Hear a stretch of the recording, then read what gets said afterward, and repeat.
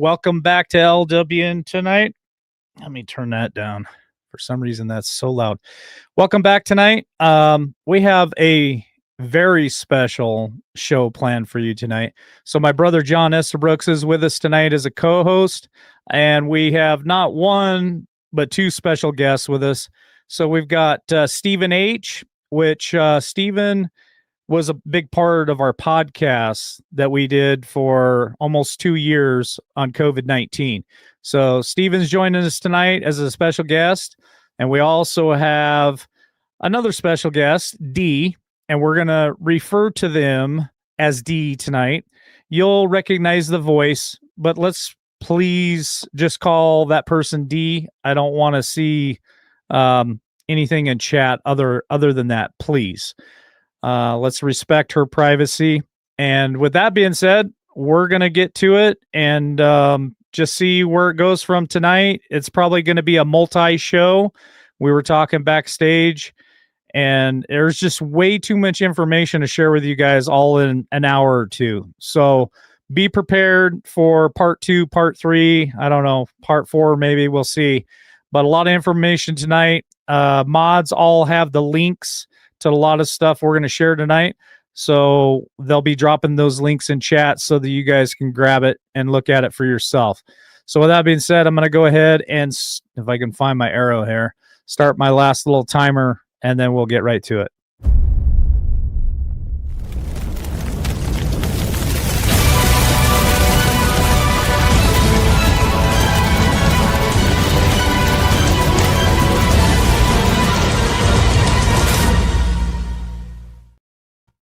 All right, and we're back. So I want to go ahead and I want to welcome our two guests on the phone tonight. So we got John Estabrooks with us from Louisiana, and his sidekick and good friend Stephen H., who's also from Louisiana. So how are you two gentlemen doing tonight? Great. Awesome, man. All right. Well, it's good to hear you. So we worked really hard last night on making the call in, everything work like it's supposed to. And so can you guys give me a 5x5 in chat if you guys can hear the callers? All right. I got to get a hold of somebody here real quick. Well, D is also going to join us, but she's kind of been bouncing in and out, so I don't know if she's got bad service tonight or what, but we'll hear from her when she comes in. John, I'm going to turn the floor over to you, brother, and let you set the stage. Well, the stage always starts for me, and I just want to take a moment and offer a prayer. And the prayer is so that every one of your great listeners.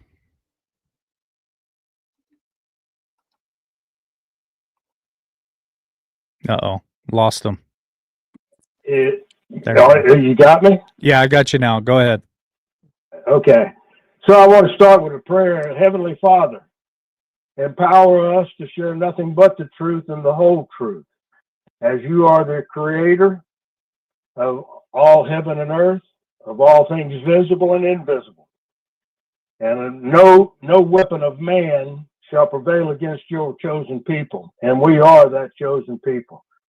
And I ask that all of us be mindful and stay in the truth, stay in the moment. Some things may be uncomfortable to hear and uncomfortable to listen, but remember that we do have a Lord and Savior, Jesus Christ, and through him and the Holy Spirit, we can overcome anything forced against us by man, because we're at war. Amen. Amen. Amen. Thank you for that, John. I want to say hi real quick to D. So D's in here tonight. How you doing, D? Hey, LW. Hey, Mr. Estabrooks. Stephen H. Hello. It's good to see all y'all, hear all y'all. I love it. All right, John, go ahead and take off. All right, so I want to give a little history of why we're here and when we talk about COVID and how did all that come to be. And it was years in the making, far more years in the making than what was ever disclosed to any of us in the public realm. It was hidden by our Defense Department, and particularly DARPA's research, the NIH, and what Dr. Fauci was doing. All of those projects, they started some of the very research that took place started with the outbreak of AIDS. And everything that took place in Africa with Bill Gates and the NIH, and then the creation of these DARPA, Defense Advanced Research Project Agency. That's what DARPA is. Mm-hmm. They had these biolabs up and running inside the United States of America, and they were busily doing gain-of-function research. And this research was ongoing from 2012, 2013, 14, 15. And then it became clear that they must have been very close. And the sharing of information, I'm certain, with Barack drew his attention of the risk associated with it, because guess what? Some people inside the military complex actually said, hey, if this ever escapes inside the United States, man, this you're talking about unleashing a pandemic of, shattering proportions. So there was a moratorium placed on it of gain-of-function research inside the United States of America could no longer take place. So they shut down the lab in the Carolinas. But then they moved those labs outside of the United States of America. And then Dr. Fauci and Mr. Danzig and Mr. Bruck, they found a path to funnel money to a lab in Wuhan, China. But they also were operating 3 bioweapons labs in the Ukraine. Now, we know all this, Stephen H., we actually were able to get into DARPA's website and recover a lot. We gained a lot of knowledge that came directly from the government and the NIH. The NIH was not hiding. They were out in the open with their publications and any peer-reviewed studies that they were doing.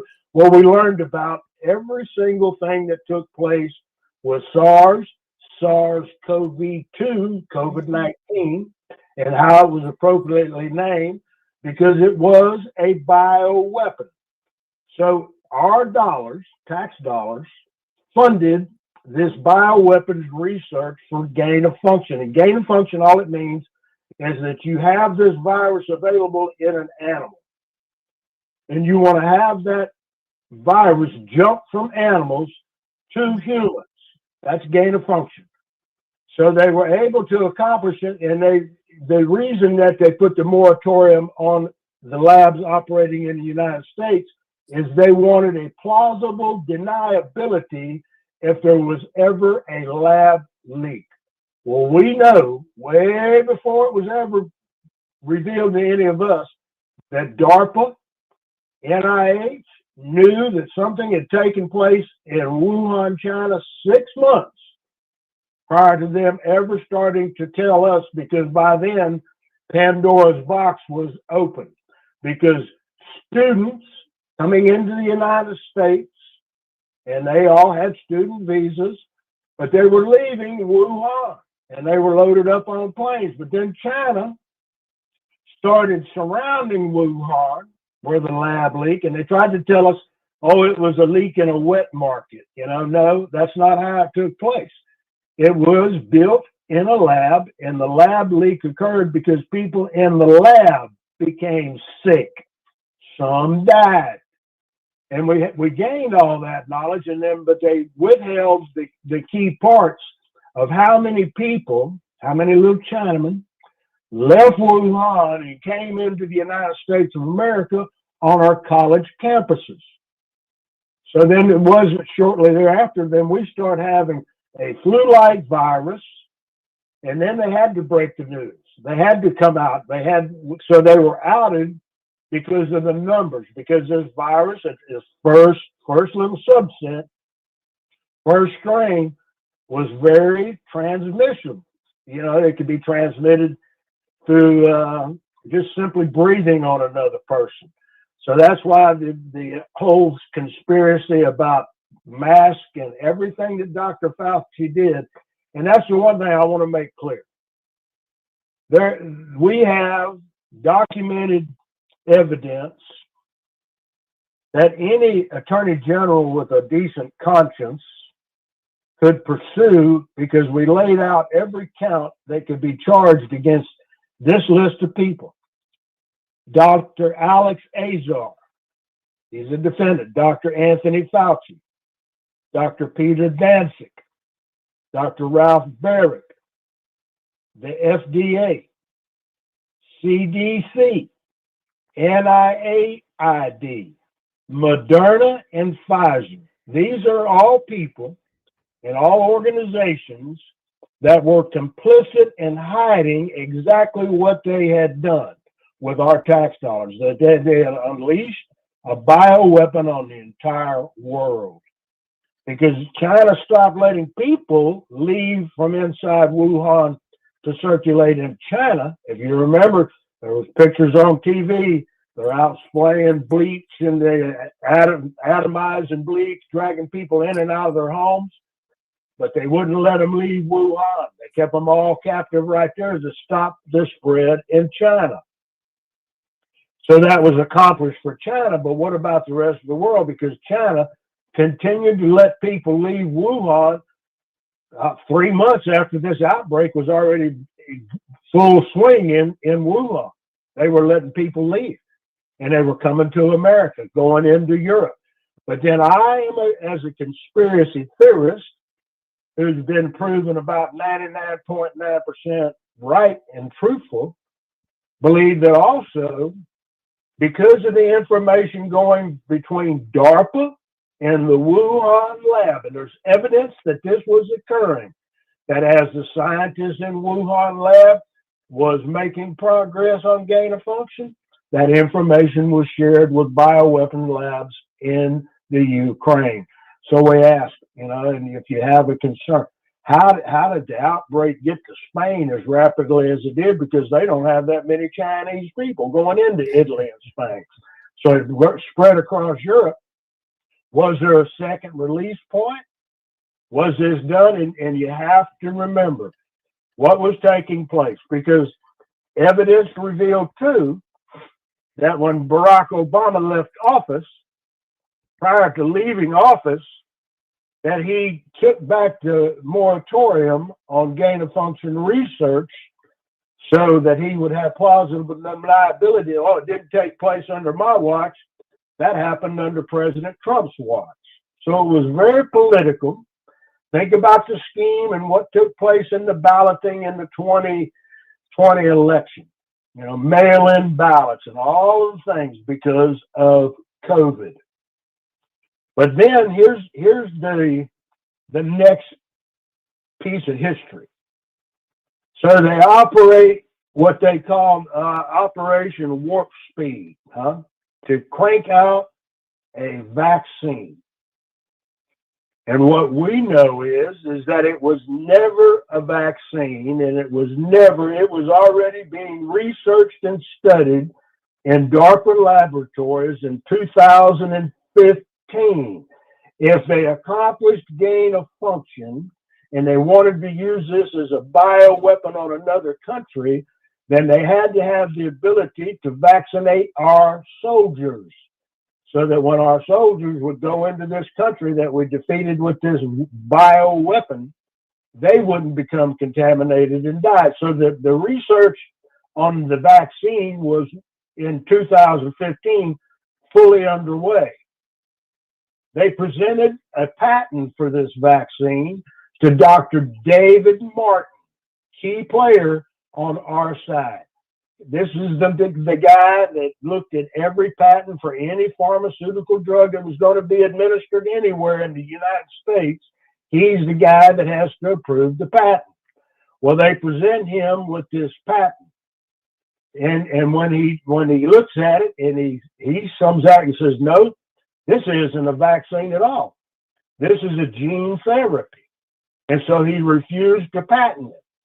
But what did they do once COVID's released and they get Operation Warp Speed, do you remember when they said that they were going to bypass everything, and let it go to market? And they would have the companies that released their vaccine would have no liability. Moderna, Pfizer, Johnson and Johnson. But now you have to remember, messenger RNA. Who was the daddy of messenger RNA? Stephen, what's his cat's name? Was it what now? Who's the daddy of mRNA vaccine? Oh, I can't think of his name. Me neither. It's not Malone. Malone was one of them, but there's I know who you're talking about. I just let D jump in here. Go ahead, D. You know his name? Oh gosh, it's gonna hit me sometime in the show, and I'm just gonna blurt it out. From man, it's been 4 years of seeing just different layers I of. could go back and look it up, but Yeah. The bottom line is the very inventor of the mRNA technology said that it should never be released into humans because there had not been any studies on it. I think it's Dr. Yearden. Well, he's one of, yes, sir. You're right about that. But he's not, the main guy is still, I just listened to him a couple of weeks ago in front of a senatorial, Ron Johnson. Senator Ron Johnson had a panel and he was there. Malone, yeah. A lot of people are saying Robert Malone in chat. That's it, Dr. Robert Malone. So Dr. Malone said, no, don't do this. But they went ahead and they continued knowing that they didn't have any liability. So what is mRNA and messenger RNA? And I'll let Brother Stephen, because he gives a far better explanation than I do. But, the key is number one, it was never a vaccine. It is not a vaccine. It is a gene therapy. Yep. Genetics. Think about that. Go ahead, Stephen. That's what's coming out in the news too. Stephen H., you want to give us the definition of that? And then I want to get over here to D as well. Go ahead, Stephen.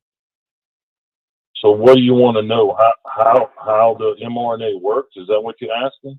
Yes, sir. How does it attach and what's the whole process of the gene therapy? Well, they use CRISPR, which is a gene splicing. Basically, it unwraps your DNA and splices another strand of DNA, and the RNA is basically half of your strand of the DNA. Anyway, and to do this, they took SV40 monkey gene, which they use in many other things, and it enables. It's a mechanism that helps CRISPR splice in a part, and then the SV40 is the part that helps whatever they put in there replicate. Okay, that's the part that's causing turbo cancer, because cancer is just basically replication that can't be stopped. It just continually replicates whatever cell it's replicating, and it won't stop, and it causes that's really what cancer is. And they use this to enable this your spike protein to just keep replicating, which they said it wouldn't do, but it does. And so they basically splicing other genetic code into your DNA. So now you're no longer actually human no more once you got that in you, by definition. And that's their whole premise of the COVID vaccine, was to make the spike protein replicate, and then your body immune system would attack it, and then the spike protein would go away, which it don't. That's the problem. And then your memory T cells, your killer cells, would remember that the next time you got infected, and would eliminate the virus. Yeah. But they messed up. And let me tell you another story. The first thing that they ever did was the vaccine that they developed and got approved was not the one that they pushed out to the public. That's in their documents now. Yeah. So they got approved for something that they never even mass produced. And they just pushed it on us anyway. Yeah. But Yeah. so the mRNA technology, the messenger RNA, is the little messenger for the COVID gene therapy was the S spike protein that your body would manufacture S spike protein to defeat the SARS-CoV-2. That's the bottom line on that.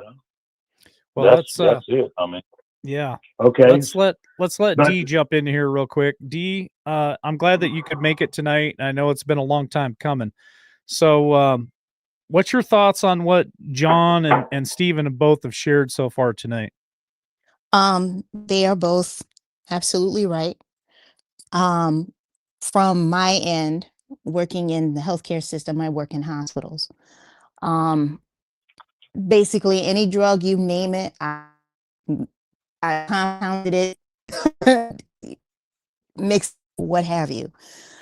What I have seen in the past 4 years, um, I'm trying to gather my thoughts because I just seen so much. Um, within my own family and within the health system, across the board. Um, lymphomas and sarcomas are through the roof on children, um, because they do chemotherapy for all ages. I have seen a drastic spike in pediatric cancers, and it doesn't start at 1 and 2. It goes straight to stage 3 and 4. Mm. And the treatments are aggressive. Any cancer treatment is aggressive, but for children, because their bodies are still developing, their immune systems are their strongest at a certain point. When you administer chemotherapy, it damn near wipes it out. Kids that get chemo have a runny nose. There's always a test before getting to check your white blood cell count. If it's too low, you're not going to get the treatment. If it's just enough, if it's high enough, then you get it. But uh, it's the turbo cancers. I'm just now hearing the word turbo cancers amongst my coworkers at the infusion center. And now we're starting to speak openly about it. We're like, so and so is back.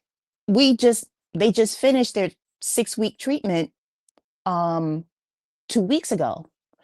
I'm seeing there's treatments that are not working.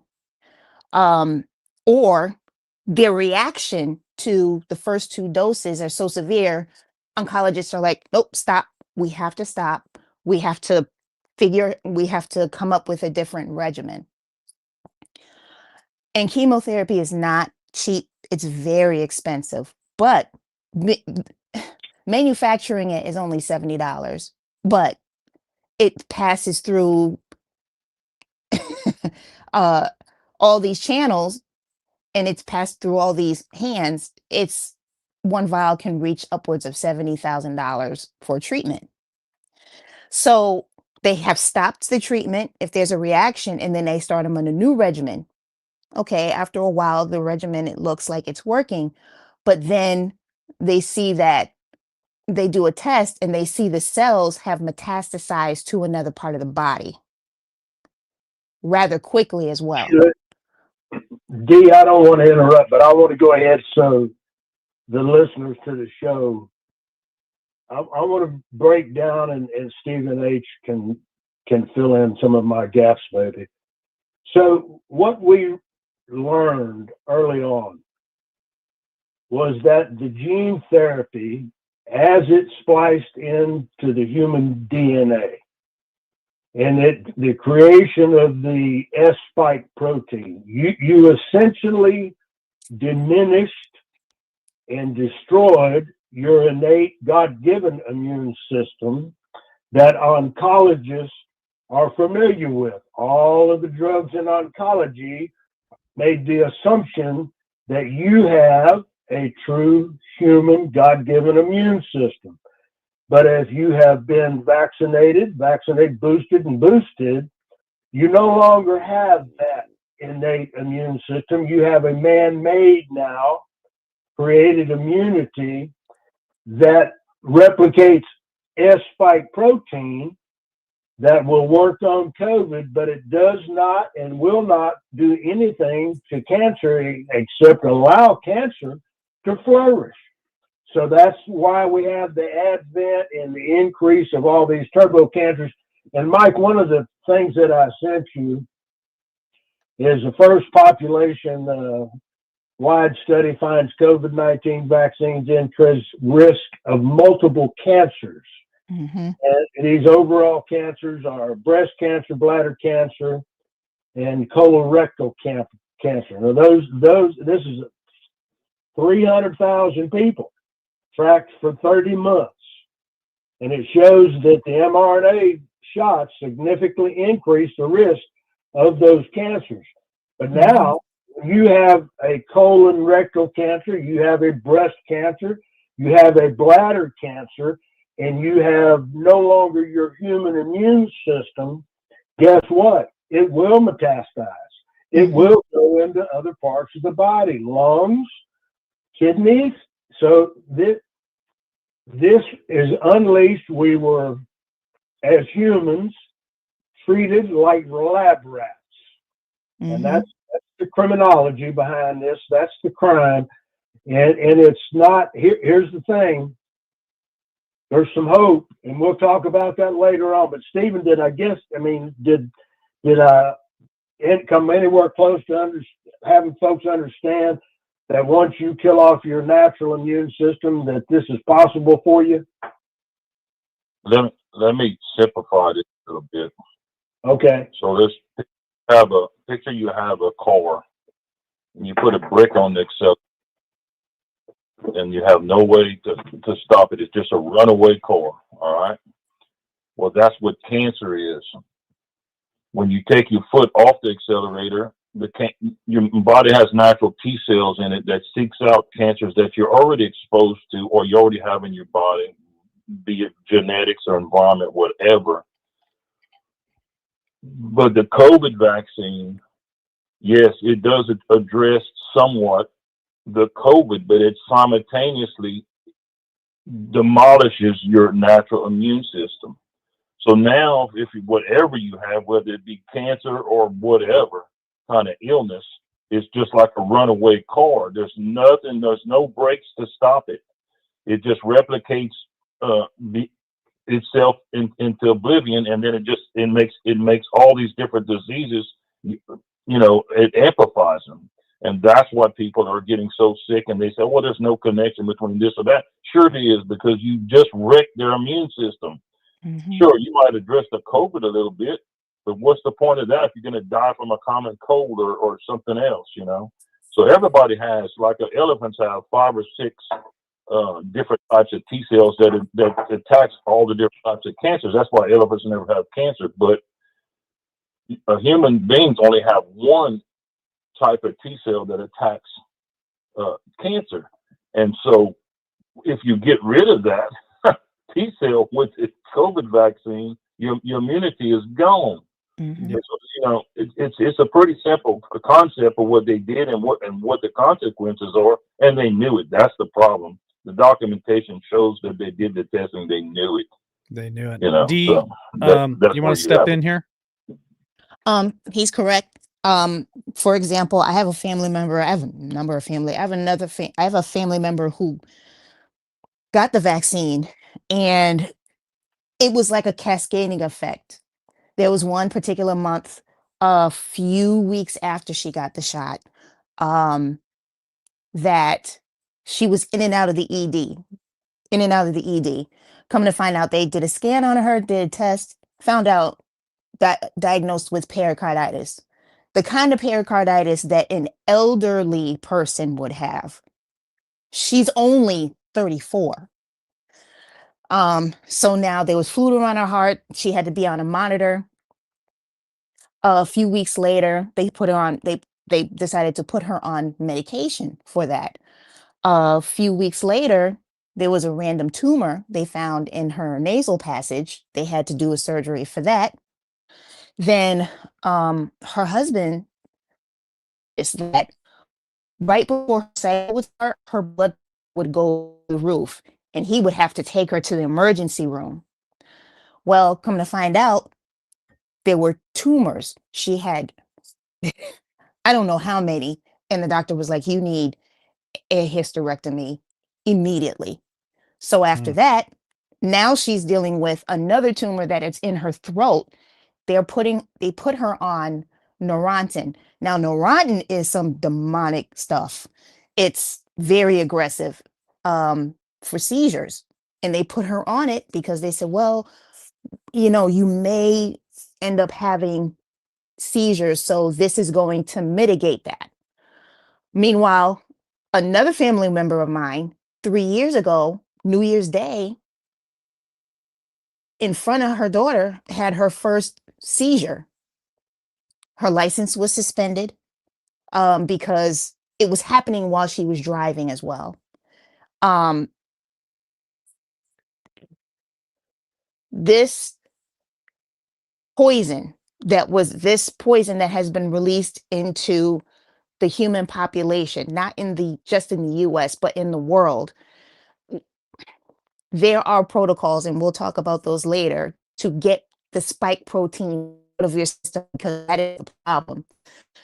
Seeing with one condition, and then after a couple tests, finding out there's two other conditions that they have.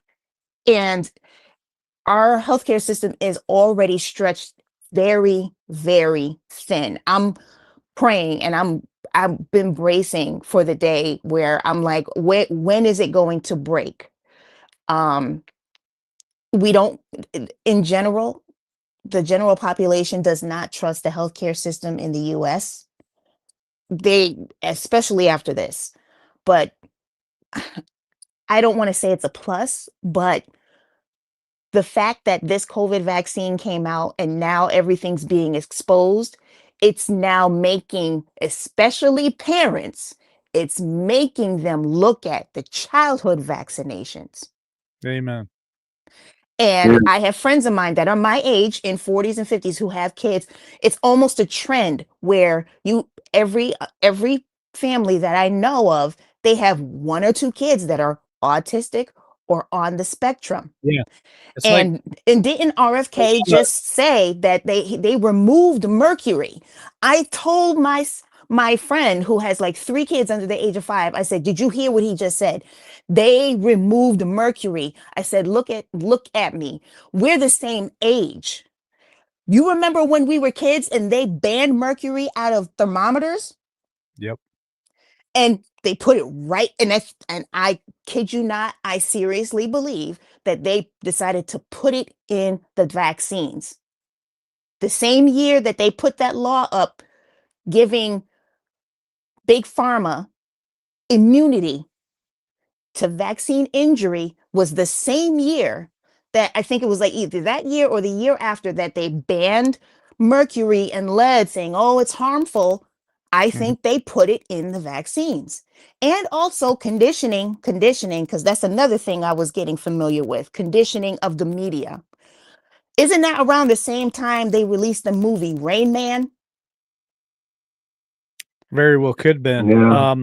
Talking about vaccines for your kids, Noah's 13 years old, and ever since this all started happening, I mean, he had his measles and his polio and the 2 or 3 main ones that we always get, right? After this and after that, I refuse to give him any more vaccines. So he's only had the 2 or 3, but I refuse to give him any more. Well, you And have to also look at, they're looking at these recent vaccines, like there's one, the HPV. If you saw the commercials, how they protect it's your the child from commercials all the time, D. You can't Mhm. watch TV when they're not pushing a vaccine. When I watch TV now, you get like 6 minutes of TV, and then you get 3 minutes of commercials, and every commercial that I'm watching is either a vaccine or big pharma. That's it.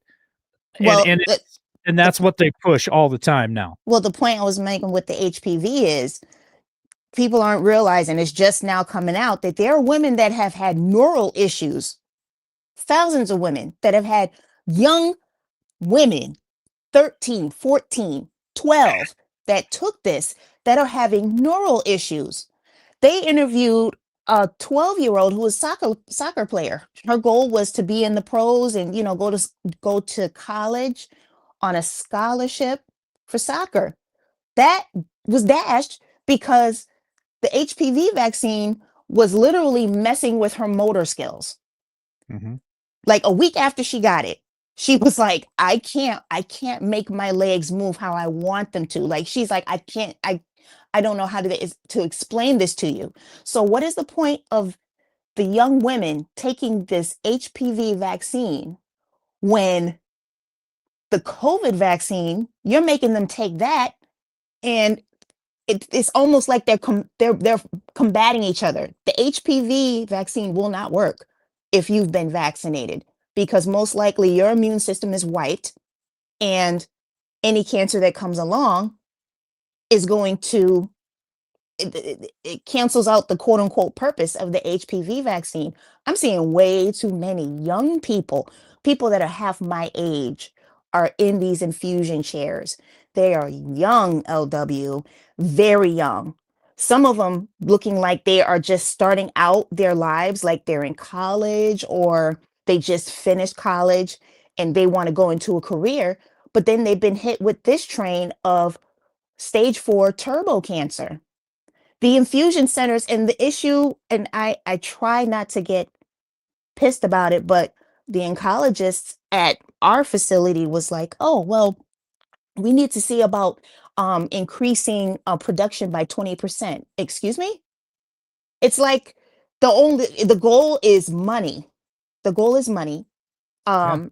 And it's, can nobody tell me chemo is is a poison. They use that. The original purpose of that was used in World War II or one. Um, and people are now, thankfully, people are looking up holistic and naturopathic ways to combat cancer, to prevent cancer from hitting. But I don't know what we would do for a human being that has little to no immune system. Well, they are doing studies, and I'll go back to John and Stephen on this one. They are doing studies right now on ivermectin to treat cancer. I know this personally because my last tool partner's father, he very healthy man from what I understand, and ended up making the choice to take the stuff, right? Take the poison.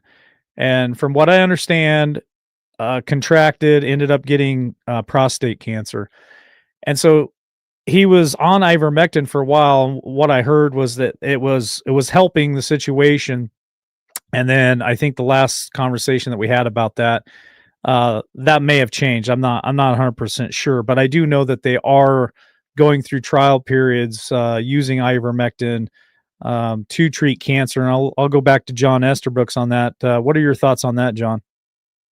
Well, they're using multiple protocols, and it's not just ivermectin. They're using the fenbendazole and medbendazole and ivermectin. And it's a very specific protocol that they're using, but it has to be in a very early stage cancer for it to have much success, because the later stage cancers, they're not seeing as much success as they do if you catch it early on and start the procedure. And here's the thing. Doctors and hospitals, cancer centers are not going to tell you, go do this. No. It's the same. This is all about money. It's, when we haven't talked about the initial treatments for COVID patients in hospital, remdesivir was a death sentence. Never had fully undergone any type, and no animal studies were completed on it, before it was given emergency use authorization. And I have a cousin that died once he was administered. He went in with COVID. Mm-hmm. He developed what they call COVID pneumonia, and then they started the treatment of remdesivir because he was old enough. If you were on Medicare or Medicaid, the hospitals only had one course of treatment for COVID that they could administer to you, and it was remdesivir. Mm-hmm. And then And John, Yeah, go wasn't ahead. it? I mean, you could almost count the days. Once 7 they days. took it remdesivir, wasn't it like exactly almost 9 days before they put him on a Right, ventilator? And once you went to the here- ventilator, that was pretty here- much it. I only know of yeah, one person Yeah, I could in a speak that small out. town that they gave remdesivir to. He went on the I survived. ventilator, and we had the whole town. We reached out to so many other communities for a prayer chain, praying for him and praying for him and praying for him. He's the only one that I know of who actually beat the ventilator and came out of it. And I'm telling you right now, it was God's hand on him. That's Mm-hmm. the only way that he survived that, John. Yeah, it's about 1 in 20. And then here's the thing. He probably had not had any type of vaccine, so he did have a fighting chance until they gave him remdesivir. But it's about, I think it's somewhere around 1 in 20 people that will actually survive remdesivir. Because here's what they do: the buildup of phlegm in the lungs from COVID, it becomes a COVID pneumonia. Pneumonia, I've had pneumonia 3 different times and survived all of it with different courses of antibiotics in the hospital, oxygen tents, done all that. But if I'd ever been given remdesivir, you could have just put a 7-day clock on me. And if I made it tonight, I was really pushing it. But it's sad because their emergency use authorization, Gilead Science, that created remdesivir and then shared it with Pfizer. I think the CEO of Gilead, the first year Gilead. Mm-hmm. Remdesivir went in the hospital, he got a $17 million bonus. Mm-hmm. But the sad thing is how much did the hospitals and the doctors get for administering remdesivir? Each hospital, Billions. each doctor, yeah, they made trillions of dollars. And here's the next thing.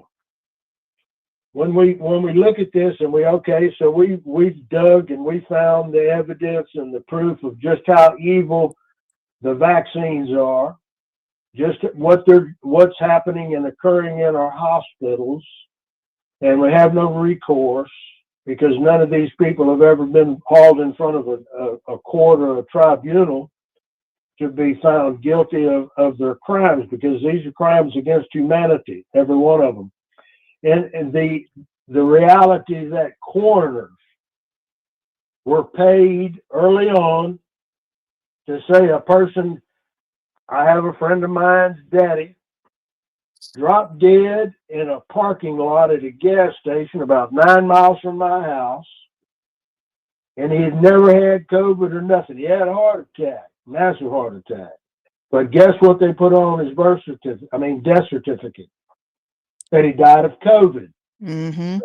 Coroners were being paid to put COVID on death certificates for people that simply died of the flu. Mm-hmm. And so we know that happened. When are they going to be held accountable?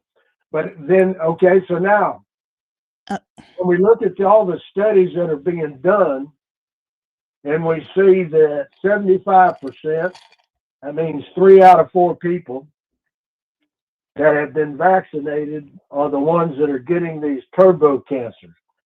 Now, the increase of cancer, you have to have that 25% is just people that normally get cancer. And they may have a better chance, I know they have a better chance of normal chemo and survivability and livability, but cancer's a bitch, huh? But, so they skew the numbers because they throw that 25% of unvaccinated people in with the 75% of people that they know were vaccinated. And then when they break out the numbers, then they're able to say, oh, there's only a 54% increase in breast cancer. Yeah, that's across the entire population. But if you isolate, and that's what I've asked of my congressman and my senator, I want every death certificate in this country. If a person was vaccinated or unvaccinated, it ought to be on the death certificate so that we can track the data. If a person developed cancer, there should be a box that has to be checked. This person was vaccinated, this person was unvaccinated, so that then we can see the real numbers. Because these numbers are all being skewed because they're lying to us just like they did from the very first day. This is an evil unleashed on mankind by men. And we know the players. We know the government's involved. And the only thing I can say is that there's great hope, but it's being held up by guess who? The FDA and government. Hey, John, Um, D wants to hop in here real quick. Go ahead. years ago when Liberty Warrior was still in effect, I was at the VA. And remember when Joe Biden took away monoclonal antibodies? Yeah. Though the monoclonal, I was at the VA and I watched the, and I was like, okay, it actually worked. It was a 30-minute infusion, and the monoclonal antibodies actually worked because it was derived from the antibodies of somebody that had COVID. There was very low side effects. It was a Mhm. 30-minute infusion, and it was probably the best benefit to especially elderly. If they caught the first symptoms in the beginning, we brought the infusion in, we made it, we walked it over to the ED, had it signed. The veteran sat in the chair and got the infusion. Well, when Joe Biden took that away, that's when the hospitals really pushed the remdesivir. Now there's an article that Dr. I love her. She does shows with SG report. She did this article called Joe Biden's Bounty on Your Life, and basically listed the government will pay every hospital money for a COVID test, then pay them for a positive COVID test, pay Mhm. them for admitting that COVID. These are all separate payments. Admitting a COVID patient, then paying them if they were able to push intubation, push the respirator. Now, if they weren't able to do that, that's when they switched over to the remdesivir vanco protocol. Literally within 2 to 3 days, that patient's lungs would fill with fluid, thus causing pneumonia or cause that patient to literally drown in their own fluid. They were paid for a COVID death, quote unquote. I would see veterans walk into the ED and within 24 hours put on a respirator. Why? I saw an average of 2 out of 3 veterans die from this remdesivir protocol, and we ordered bulk. Okay. And after a while, because I worked um sometimes evenings, overnights. After a while, the pharmacists were like, this doesn't work. This stuff doesn't work. Why are we administering this? This does not work. So I did some digging. I found out that remdesivir killed thousands in the clinical trials. FDA was not going to release it because during the clinical trials, it killed so many people. So fast forward, Dr. Fauci, I believe he was a CEO at one point of either Gilead or Moderna, but he has maybe 30-40% of his shares in Gilead. He immediately pushed the American Hospital Association to form these protocols that the only treatment for COVID was remdesivir. So I was watching, and I had other friends that worked in other healthcare systems throughout the state. They were telling me, yeah, they were telling us that, yeah, the doctors are automatically prescribing remdesivir. They were preventing family members from coming into the hospital with elderberry syrup or ivermectin or hydroxychloroquine, Plaquenil.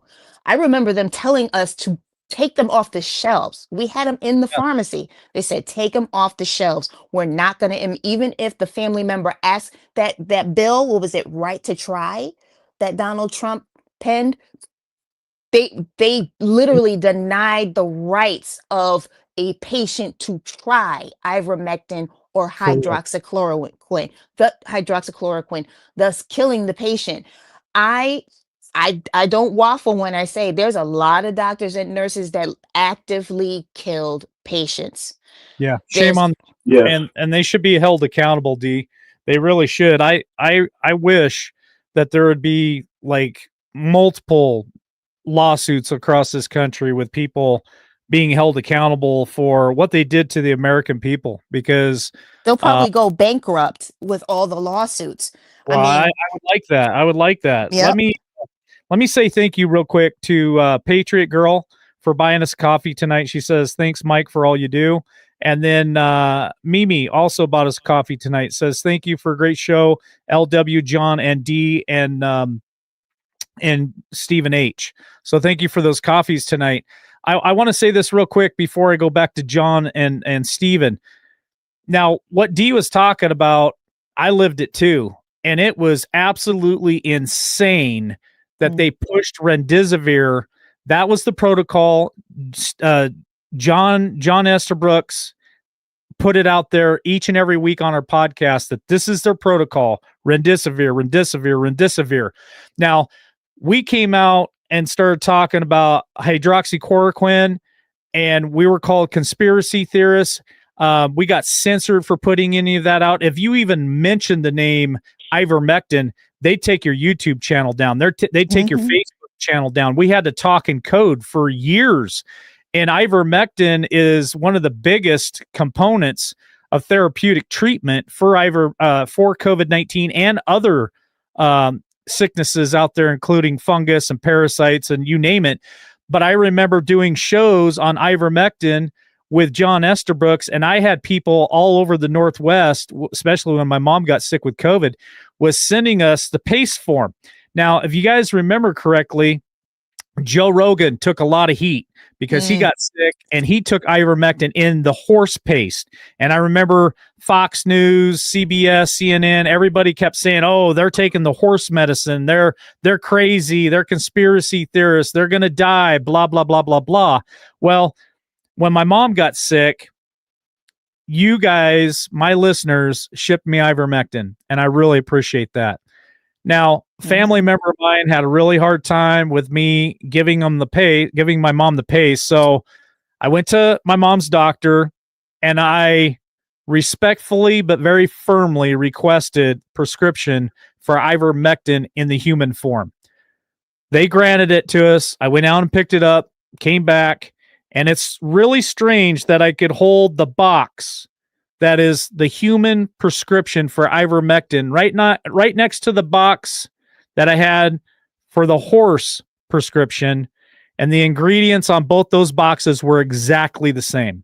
Well, There was LW, every medication that's given to pets, that was initially a human medication. Correct.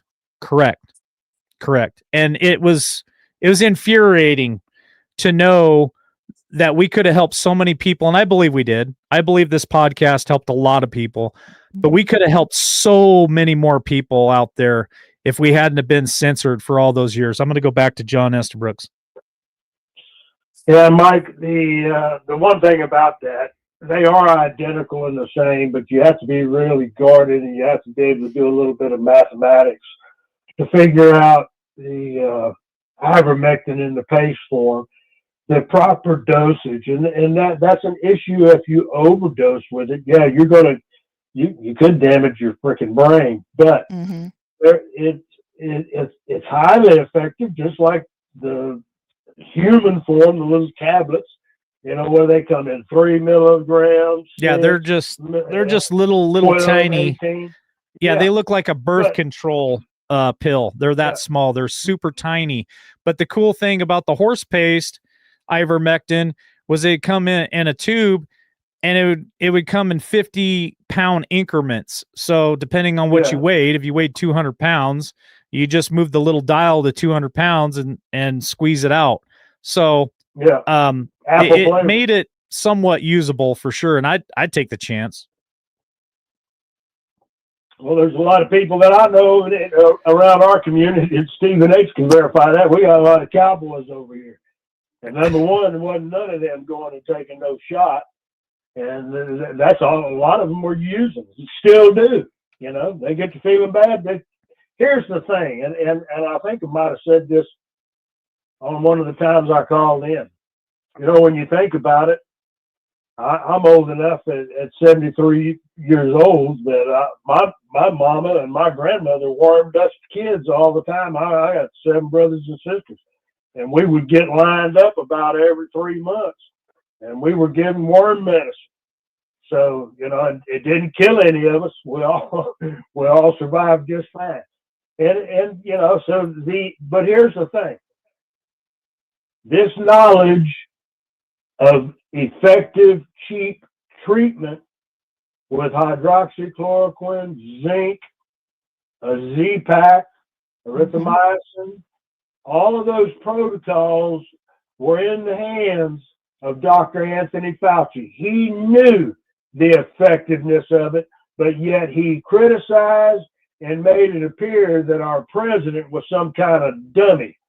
And they brought up the one thing that when Trump did mention, and it's not, I guess you could call it bleach, but chlorine dioxide is also an effective treatment people have used to treat cancer. So when Trump said that about the bleach, well then the very guy that is the criminal of the highest order, Dr. Anthony Fauci, and his guilt for crimes against humanity is I think of the hundreds of thousands of humans that could have been saved because listen, I didn't get COVID for a year and a half, but when I got it, I already had ivermectin on hand, and I had to follow the what was old Zev Zelenko. I followed the Zelenko protocol. We put that out on the podcast every single week. That was in every page that I created for it, and all the links.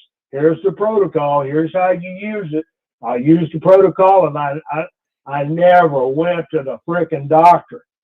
You know, and at my age, and I have COPD. I've got terrible lungs. And you know, it was survive. But how sad is it that we now know of the hundreds of thousands of lives that could have been saved here in America and across the planet if this guy would have taken money off his greedy little grubby hands? Because here's the link, D. Fauci was doing testing at NIH for Gilead scientists for remdesivir. So he had, I'm sure, a kickback from it. I know he got kickbacks from Pfizer and Moderna, but when remdesivir, the biggest smile he had on a sofa sitting down with Donald Trump, when remdesivir was going to be released on the public and be forced by Medicare and Medicaid to be the only treatment for COVID-19 for any Medicare or Medicaid patient that goes into the hospital. Yep. Let me mention this real quick. So John Estabrooks talked about cancer and how it's all about the money. The treatments are all about the money. D seconded him on that and said, yeah, you know, chemo and all the treatments, it's all about money. It's all about money. John brings up remdesivir and how remdesivir, it's all about the money. Now let's talk about real quick for 2 seconds, and then I want to ask my co-host if we want to take live calls tonight. Why did they not want to push ivermectin? Because I got ivermectin for my mom, 10 pills, two pills per day for 5 days, and she was cured. It cost me a whole $32. They did not push ivermectin because there was no money in it. Well, there's a law, the FDA, basically you can't put any drug on emergency use unless if there is a drug that can cure said COVID or what have you, you can't make You nailed it. it emergency use. They had to hide the fact Mm-hmm. that they could get remdesivir abused for emergency use. They had to make the public, through the fear campaign of the media, Fox, every single media member. Mm-hmm. They all spread the same exact lie. Mm-hmm. You know, the Mockingbird media. They lied, and here's the thing. Fauci had to hide the fact that for pennies, people could have survived this without ever even seeing a hospital. Yes. That's the damnable lie. No one had to enter a hospital if you got there, if they were because here's the peer-reviewed study that I threw down on my doctor's desk, because I went to her and I wanted a prescription to have on hand. I didn't have COVID, I knew I didn't, but I wanted a prescription of ivermectin on hand for myself and my wife. So I go to her and she goes, "Oh, no. And I said, "Well, here's what I know." And I told her what I knew. And she goes, no, there's no peer-reviewed studies. And by God, within just days, Italy came out, and with their first peer-reviewed study, India took entire states of India, millions of people, and gave them ivermectin. And then one other state got hydroxychloroquine. Everybody got erythromycin. So they had the data. And when they released the peer-reviewed study, I took it to her desk and I flopped it down on her desk. She wrote me a prescription for ivermectin. I go to the pharmacy in a little small town and I get my ivermectin filled that she wrote on the pad. She goes into the hospital where she was on staff, same little hospital. She goes in there and there's an 80-year-old woman that they are fixing to put on a ventilator, and she said no. And she administered her, she's dying now, she administered her ivermectin through an IV, right? Turned her around. The next day she was sitting up in her bed and said, "I want to go home." And she said, "No, you've got to take 2 more courses." Yeah, and she treated her with ivermectin. And guess what happened to her? She was removed from the staff of the hospital. That was the last time she could operate in that hospital because she did not follow the protocol of putting her on remdesivir. Now, this is a fact. I know it's a fact because it's a fact of my own life. Like I said, my mother was on death's doorstep. She hadn't eaten in 3 days. She hadn't had too many liquids. My dad would scramble 1 egg in the morning and try to get her to eat some type of protein to keep protein in her body, and she could barely eat half an egg for 3 days. I called family members and said, "Hey, need to come home now. I need to come see mom." I called my daughters and said, "Come see grandma." Because I honestly did not think my mom was going to make it another week. And here's what happened, John. I went and got the ivermectin. I came in, I gave my mom a pill, and I shit you not, 12 hours after I gave my mom the first pill, because you got to give them 2 pills a day, 12 hours after I gave my mom a pill, she was laying in bed. She was in death's bed. She walked into the living room and asked me if I go to town because she had a favorite sandwich restaurant there in town. She asked me to go into town and get her a BLT. That's 12 hours after I gave her the first pill. I gave her the second pill. It was pretty much almost gone. By the time she got through all 10 pills, my mom was back to normal. I can't say enough about ivermectin, and it's crazy that they keep us from that stuff. Well, you know, now you're supposed to get it over. You're supposed to be able to buy it over the counter. I haven't tried. I got a large enough supply. I'm not too concerned about it, but it is. Here's the thing, and this is for every listener. So we were lied to, because now we've told you that they had cheap, effective treatment that they didn't use, and they killed people that entered the hospitals with the remdesivir. But then I'm going to tell you what they did to my mom, because this is my mother's story. She's in a nursing home, right? Gets COVID, never leaves the nursing home to go to the hospital. They treated her there at the hospital. They gave her a Z-Pack and whatever they gave her, she survives. But then they come in and said, now we have a vaccine, and they administered her the vaccine. Oh, First dose, she didn't feel good. But she said she made it through okay. Now, my mom was telling me, I said, Mom, don't take the next one. She didn't have no choice. They gave her the second dose of vaccine, and they gave her the Pfizer vaccine, so mRNA. Lord. Within 30 days, it's like her mind completely shut down. She never got out of bed. Never. My sister, to go in and be able to get into that nursing home, went and had herself injected to go into that nursing home. But it was too late. By the time she got there, the vaccine did my mama in. I know what killed my mama. So, I mean, and look, I've got a cousin. I know remdesivir. I told Jackie, and I marked it on the calendar, the minute my niece called and told us that they were going to put him on a ventilator, and I told Jackie he'll be dead within 7 days. I wrote it on the calendar, and sure enough, he died on the 7th day. I'm sorry to hear that, John. But Really here's the thing. So how many people did we save?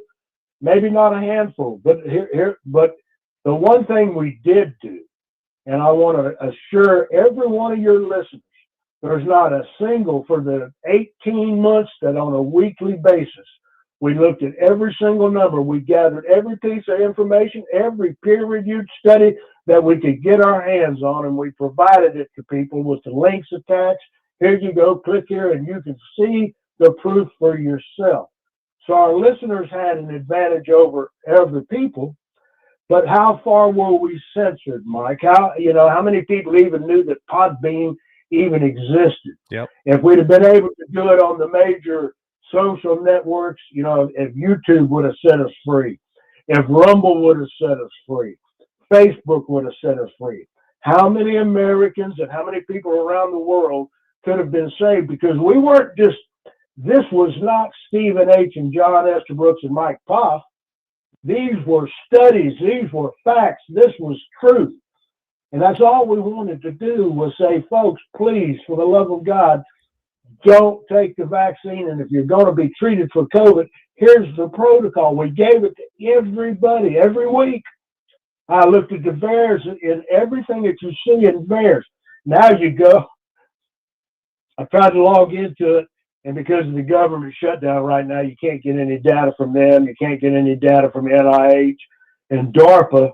I could have got into DARPA, but they wanted me to fill out who I was associated with, who recommended me to get the information. Yeah, John's not doing that. Not doing it. Yeah, not doing it. Hey, not doing it. How do you guys feel about us taking some live calls tonight? Love it. No, but sure. listen, I want to let Brother Stephen cover one thing, because for every piece of darkness that we have, there's always light. There's always something that's coming through. And D, I want you to listen, and I'm going to just mention the word interleukin 15, and I'm going to give Brother Stephen the floor. All right, can you hear me? Go for it.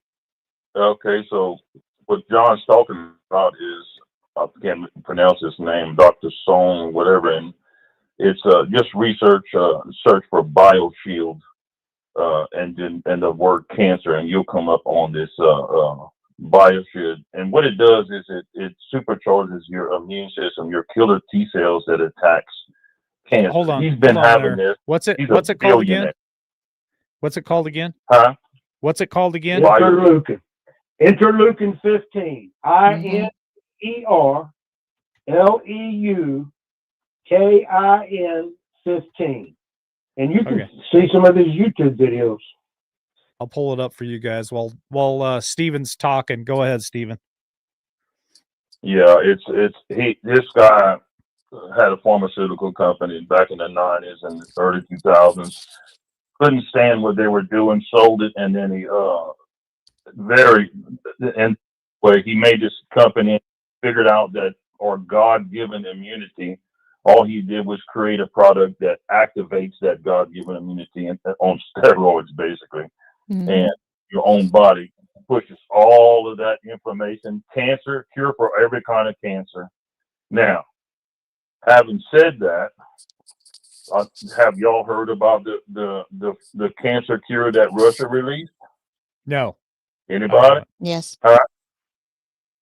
For free. Now, why would they release that for free? All he did was copy this guy's thing. The FDA and them will not let this man or anybody in America have this. You have to be on death's door. You have to have gone through every other kind of treatment before you even get on a clinical trial to get this drug. They only approved the one for bladder cancer, and it's basically 100% cure. Russia released it for free. Now, why would Russia release that for free? Think about that for a second. They released it because we put all these sanctions on them. They can't sanction us. Yeah. But what they can do is a free cancer cure. Now, think about the ramifications of that on your economy. Do you know how much economy off of cancer? And I'm just not talking about medical. All the product manufacturing, you're talking about 30% of the economy. Mm-hmm. So, what I'm going to ask y'all, maybe John don't want to cover this, but I'm just going to give it to you a little hint. Have you ever asked yourself why that they would release this virus and do all the things that they're doing? We all said, oh, it's population control or whatever. But do you ever think that maybe there's another reason about that? I And thought this of is the lots question of I'm going to reasons, ask. Steven. Multiple. Ask you. Lots of Answer reasons. this. If you could give everyone in the world a button that would release all the nuclear weapons and end life on this earth, would you do it? Probably not. Because this is my question. Would you do it? Or would you implement something that would take free will away from those people where they couldn't do it? That is a deep question, because that's where we're at right now. Well, I think that is where we're at. I think it's very sinister, and I've heard other really deep, sinister theories on this as well, Stephen H. And I think we should save that for the next episode. Yep. And I'm going to go ahead and turn the phones on. And anybody who wants to call in tonight, you can call in to 620-317-1776. I'll put it up on the screen here in just a second. 620-317-1776. If you guys want to call in, make a comment, tell us about your own experience, or ask D, our special guest, or John Estabrooks or Stephen H. a question, go ahead and call in now. We'll take a couple of calls before we wrap it up tonight. But there's just like John said at the beginning of the show, there's just too much to unpack. There's too much that we've been carrying for a long time with all this information to do a 2-hour show and get it all out. So we're gonna have to come back and do a part 2, do a part 3, and continue. So I'm gonna go back to D. Before the lines start lighting up here, anything else that you would like to put out there tonight? I have come down to the realization that a lot of these medical institutes and pharma are from cabal entities. They've been started by bloodline families, our healthcare system. And I'm not saying this is doom and gloom, because now we know, and now we can be proactive in our healthcare.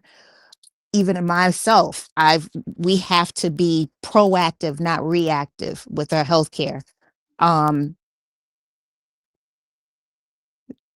our healthcare system has been not infiltrated.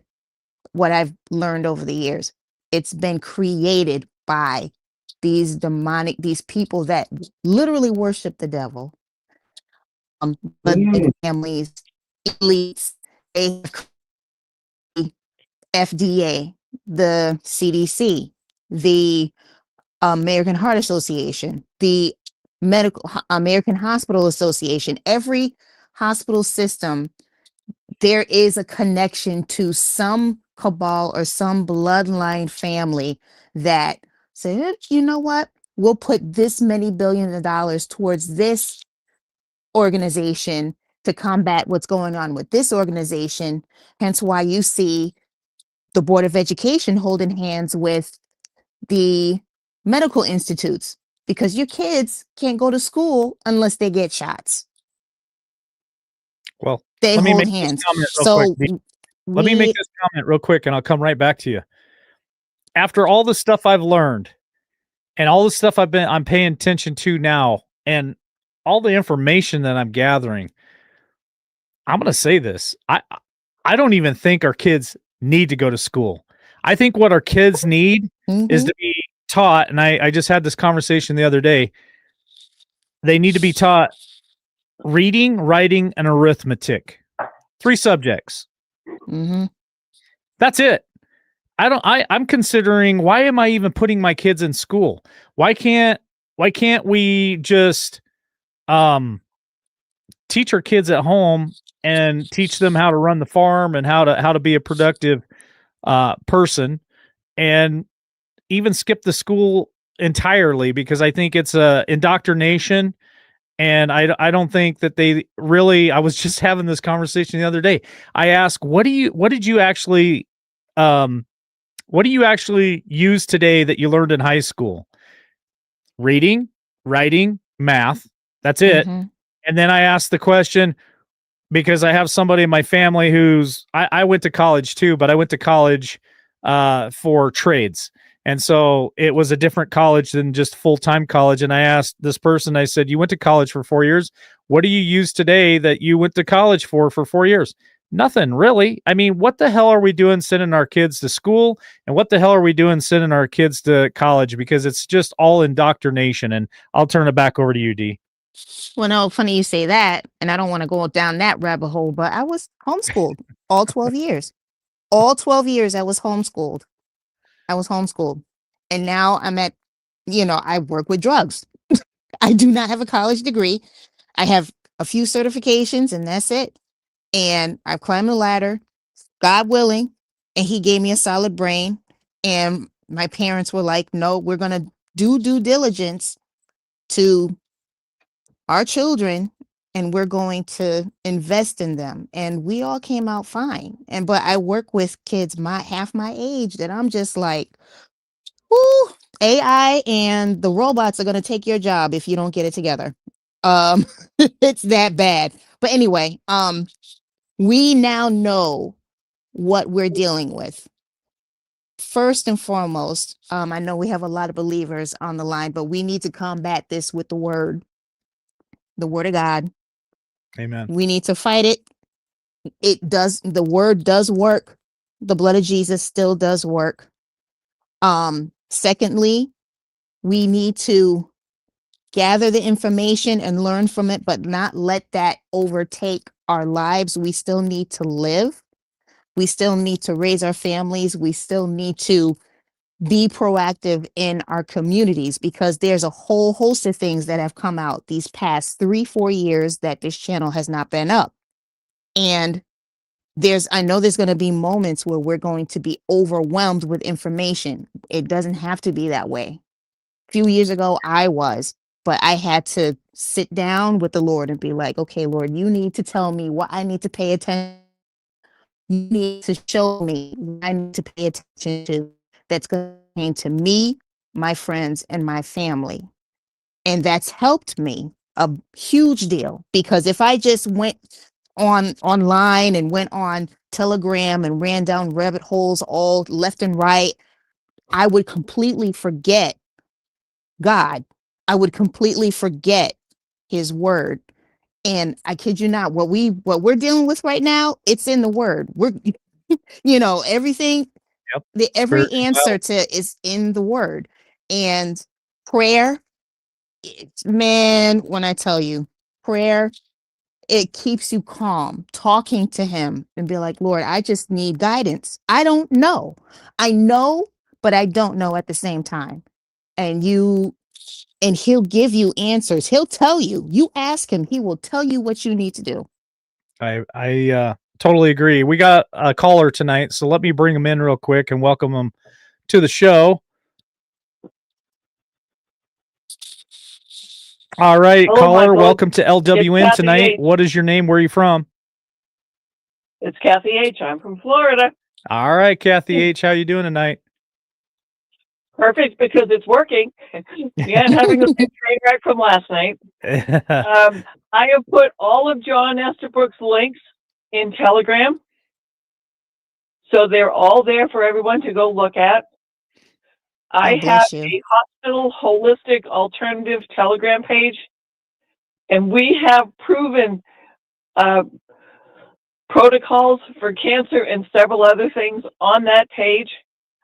And my goddaughter was stage 4 soft tissue melanoma with 15 tumors.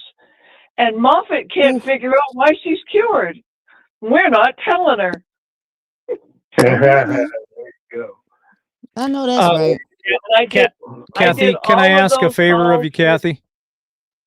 Yeah. Can you drop the link to that Telegram page in chat for everybody, so anybody who wants to grab that, they can grab it? Yeah, I put it in there once, but I forgot to ask your permission, but I'll do it again. Okay, thank you. Anything else that you want to bring up tonight? I miss our three-way calls with you and John Estabrook doing those podcasts, because we do all the time together. Oh, well, Yes, we might have to bring that back. You guys have a good night. Thank you. All right, thank you, so Kathy. much. Appreciate Bless it. you. Now, CLW, the word says, my people are destroyed for a lack of knowledge. Kathy H had knowledge, has knowledge, and she made all those posts and made those links. And that's going to help thousands of people, because there's no excuse now. We have the knowledge. We will destroy ourselves because we don't know. And it's not an excuse anymore. Well, let me tell you something, D. You're hitting on the why, because when we look at everything and everything that we've compiled and all of the facts, all of the truth, all the peer-reviewed studies, often leave people with the question of why. Well, my brother Stephen and I have had long, deep conversations about the why, and we have great clarity on the why. The why is the destruction of our ability to connect to God. Mm-hmm. These are satanic people in this entire system, our government, the pharmaceutical system, the entire hospital system. When all the cures in nature are given to us by the word, and the history that my daughter, God bless her, she's a hospice nurse, and she does it because she's an empath. She is a very empathetic soul. She has guided me many times. She's the one that flipped the switch on this for me. She's the one that gave me my first links. Go here, go there, and then it just took me over.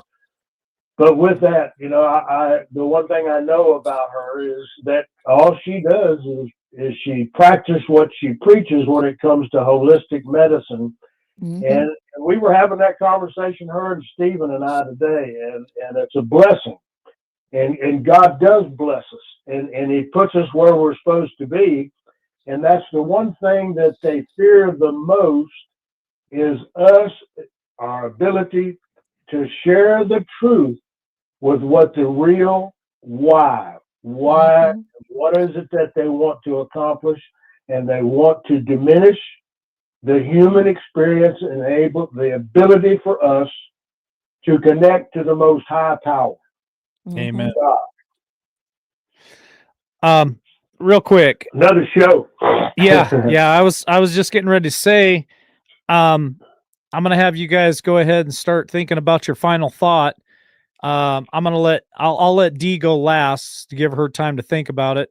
And I'll go probably John Estabrooks first, and then Stephen H, and then Dee. But we're gonna wrap up tonight with final thoughts. Thank you guys so much for joining us tonight. Hit that like button, subscribe, follow us, share us out. This is important information that all your family and friends should listen to. So if you share that out, that would be great. And I want to say thank you to Grace. I think it's Grace. Pretty sure it's Grace. Grace bought us coffees tonight. It says Grace and Gift bought a coffee. So nice to have you back. And it's nice to be back. And your guys' name, everybody who bought coffees tonight goes in for the drawing for the silver coins. And I did order those, so they're ordered. So about 2 weeks. We're about 2 weeks away from Miles Franklin's delivery. And then we should be able to hit our deadline, which is like the first or second week of December. We'll do that coin giveaway before Christmas. So I'm excited to share those coins with you guys. So thank you for all the coffees and all the support that you guys have given to us over the years, and especially in the last month or so. So anybody who does a super chat on Rumble or buys a coffee or anything until the end of this month of November, your name goes in the drawing for the December coin giveaway right before Christmas. So with that being said, I'm going to go ahead and go back to my brother, John Estabrooks, and ask him for his final thought. My final thought is to remain positive, but to understand what we've laid out, and we can lay it out. Now, I didn't even hit on some of the stuff because we have the proof. We know the criminals involved, and I gave you that list early on. You, as a patriotic American, knowing that the crimes against humanity were funded with your tax dollars, and the very tax dollars that were granted to Dr. Anthony Fauci that he funneled to carry out and orchestrate this with the pharmaceutical companies that control many of our politicians. On both sides, they're equally. I hold great disdain for as many Republicans as I do Democrats that are in the pocket of the pharmaceutical companies. But the action, why are we not? I don't want to see no more Senate hearings about it with Ron Johnson. I want indictments, I want arrests, and I want them to receive the justice that God demands. You can't take the life of another human without God. You know, Moses got away with it, but then guess what? He had to confront the burning bush, and God led his spirit in his heart to retaliate and go down to the Pharaoh and set his people free.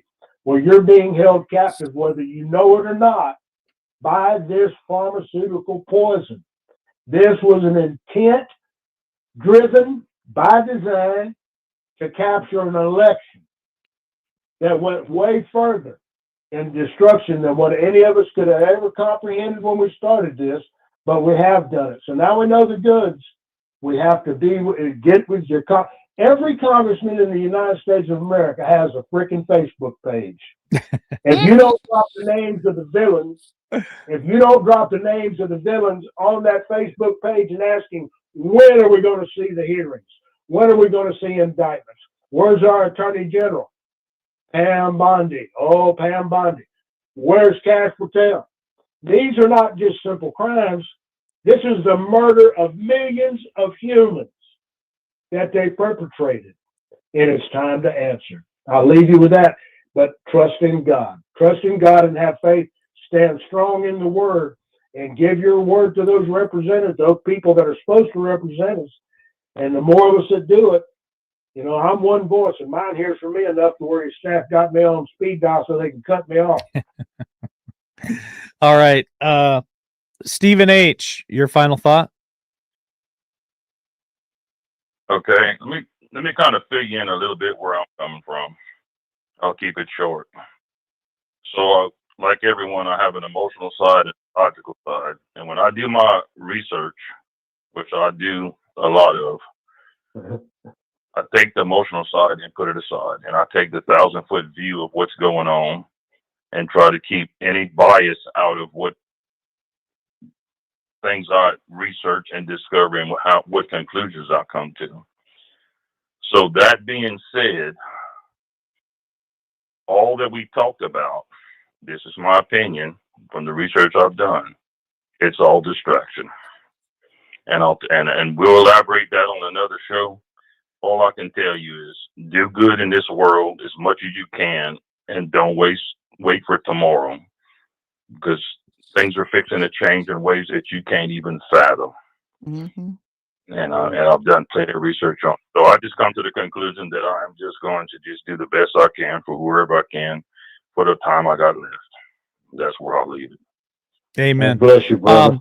My final thought is going to be a question to chat. So hang on, because I'm going to go last, but I'm going to let Miss D here give us her final thought. Nobody leave yet. None of my guests don't leave. Nobody in chat leave, because my final thought's going to be a question. Go ahead, Miss D. Everybody listening to this thread, listening to this podcast, has lost something in the past few years. Lost family members, either by way of not talking to them anymore because of what you found out and what you believe, through death, either from COVID or from the lockdowns or from the vaccines or from the treatments, quote unquote. Lost jobs, lost finances, lost homes, just loss. I believe that is going to be returned to us 7, 10, 50 times over. The Father sees the endeavors of the people, seeing how we're trying to tell the truth, how we're talking to family members, how we're trying to get the truth out, and we get rejection. We all will be restored. Our families will be restored. Our finances will be restored.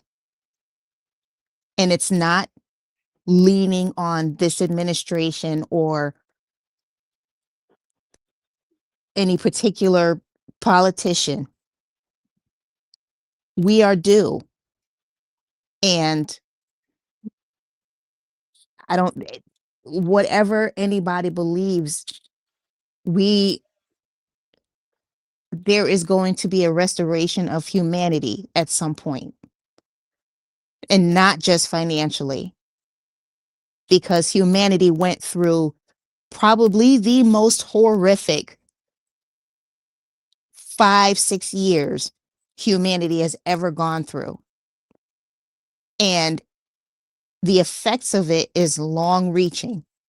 It's affected our children mentally and physically, spiritually. It's affected our family members. Family members won't talk to us anymore because they think we're cuckoo or that we're conspiracy theorists. But that's all going to change. And what we need to do when family starts coming back, when friends start coming back, is to not combat it with the, oh, I told you so. I told you. We need to be combating it with love. We need to combat it with, you know what? I hear you. Let's talk. We need to combat it with forgiveness. We have to, because if we react the way the enemy wants us to react, then they've won.